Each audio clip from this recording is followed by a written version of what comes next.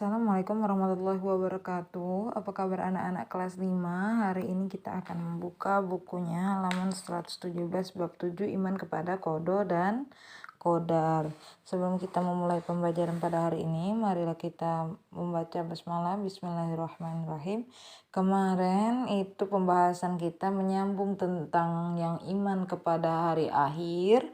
Sekarang kita akan mempelajari iman kepada kodo dan kodar. Iman kepada kodo dan kodar itu apa? Iman yang keberapa? Iman yang ke-6. Iman kepada hari akhir, iman yang ke-5. Nah, sekarang silakan dibuka bukunya halaman 117. Pengertian kodo dan kodar. Kodo dan kodar itu menurut bahasa artinya kehendak atau ketetapan hukum Allah atau keputusan. Sedangkan menurut istilah, kodo adalah segala kehendak dari dan keputusan Allah Subhanahu wa taala yang akan terjadi terhadap semua makhluknya. Kodo telah ditetapkan oleh Allah dengan segala sesuatu sejak zaman azali di Lauh Mahfuz. Ya, zaman azali adalah zaman sebelum manusia diciptakan.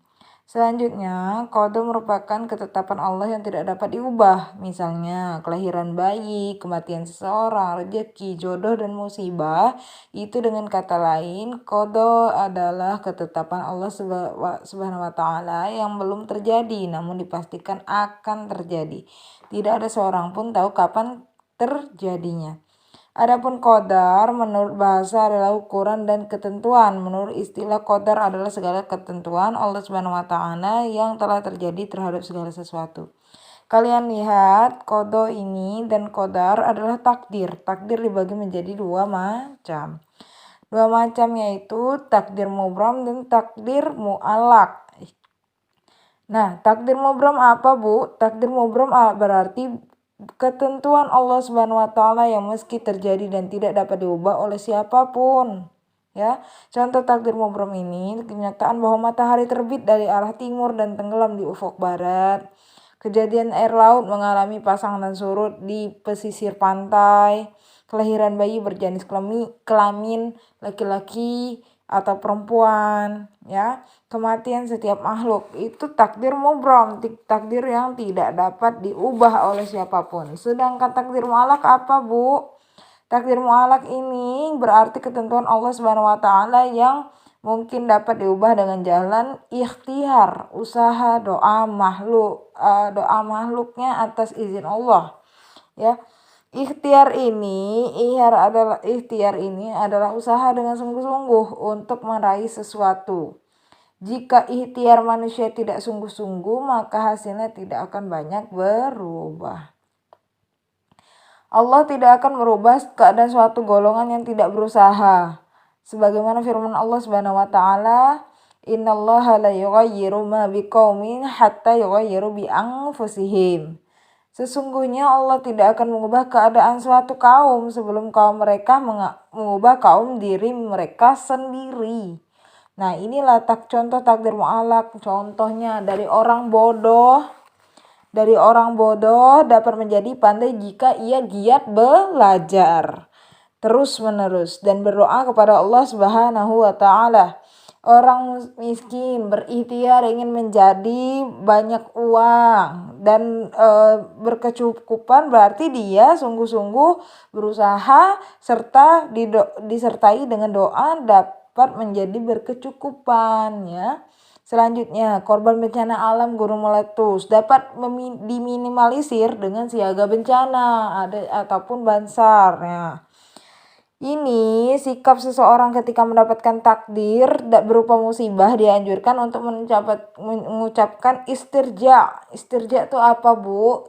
Seperti kalimat ini biasa kita dengar, inna lillahi wa inna ilaihi raji'un. Nah, inilah namanya dengan kalimat istirja, ya. Sedangkan ketika mendapat takdir berupa rezeki yang melimpah, kita harus melafazkan dengan alhamdulillah, ya. Nah, ini merupakan mengucapkan syukur. Adapun ciri orang yang beriman itu pada qada dan qadar Allah Subhanahu wa taala, pertama mentaati perintah Allah Subhanahu wa taala dan menjauhi serta meninggalkan segala larangannya. Berusaha dan bekerja secara maksimal, bertawakal kepada Allah dengan sepenuh hati, mengisi kehidupan di dunia dengan hal-hal positif untuk mencapai kebahagiaan dunia dan di akhirat, ya. Memperhatikan dan merenungkan kekuasaan dan kebesaran Allah Subhanahu wa taala, ya. Jangan selalu mengeluh tentang takdirnya Allah. Allah tidak akan memberi suatu cobaan ataupun musibah kalau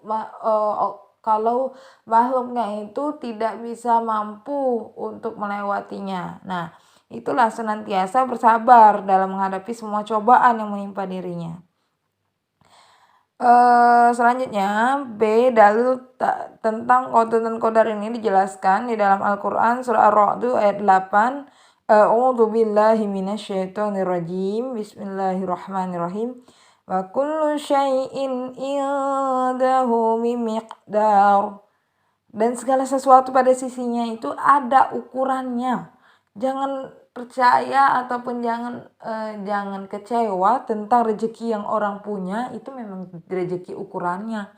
Nah, kalau rezeki kamu dan keluargamu berarti itu adalah apa? Itu adalah nikmatnya Allah Subhanahu wa taala yang harus disyukuri juga, ya. Nah, selanjutnya Al-Qamar di surat di ayat 49. A'udzu billahi minasyaitonir rajim. Inna kullu syai'in khalaqnahu biqadar. Sesungguhnya kami menciptakan segala sesuatu menurut ukuran. At-Tolak ayat 3.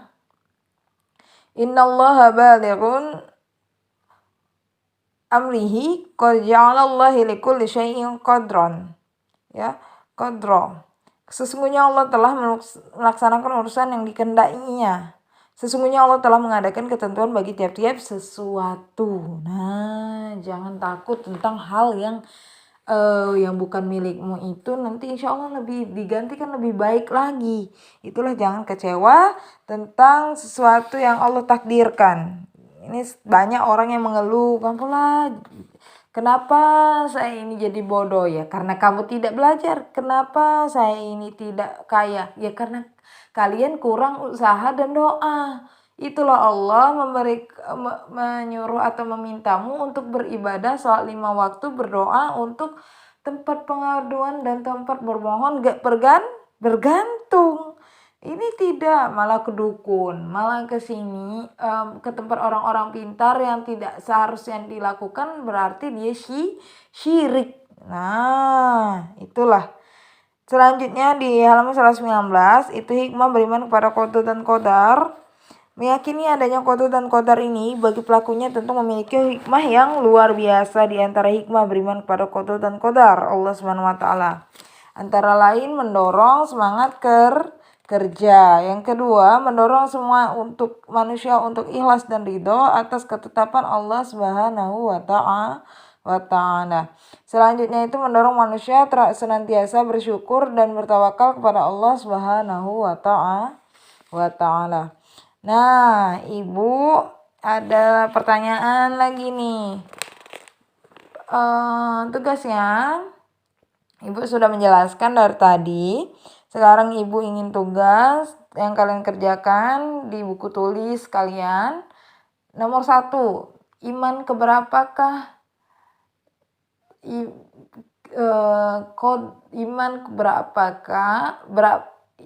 Iman kepada qadar itu iman keberapa? 2, apa yang dimaksud qada, ya, dan qadar menurut istilah, ya. Yang ketiga itu dapat terbagi menjadi berapa qada dan qadar, ya. Keempat itu sebutkan contoh takdir mu'allaq dan takdir mubram. Itu saja tugas dari Ibu. Semoga kalian belajar, semangat untuk belajarnya, dikumpulkan di hari ini. Ibu tunggu jam 3 sore atau jam 6 sore. Ibu akhiri dengan nasrul minallah wa fathun qarib. Wassalamualaikum warahmatullahi wabarakatuh.